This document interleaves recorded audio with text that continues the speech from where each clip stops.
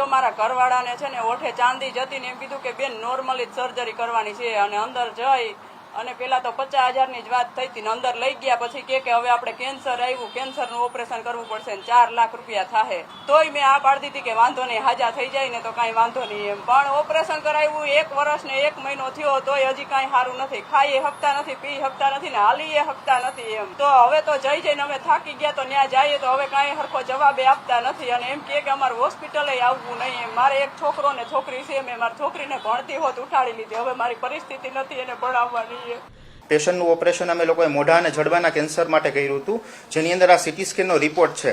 આ city સ્કેનનો report હું એમને આપી દઈશ જો હોય તો. આની અંદર લખેલ આમાં છે જ કે કેન્સરની આકાર કેવડો મોટો હતો અને પેશન્ટની બાયોપ્સીનો રિપોર્ટ પણ મારી પાસે છે, જે આપણે રાજકોટ કેન્સર સોસાયટીમાં કરાયો હતો અને એને 4થા સ્ટેજનું કેન્સર હતું જે હતું અને એમાં પ્લાસ્ટિક સર્જરી અને જે રીતે નિયમ પ્રમાણે ઓપરેશન થવું જોઈએ અને એની સારવાર થવી જોઈએ એ રીતે થયેલ છે. ઓપરેશનમાં ખર્ચો એમને 2.5 લાખ રૂપિયાનો થયો હતો. જે બેન વાત કરે છે 4 લાખ રૂપિયાનો એવો ખર્ચો થયો નહોતો અને એ બેન એકચ્યુઅલી એ વખતે હતા જ ને આખા પિક્ચરમાં.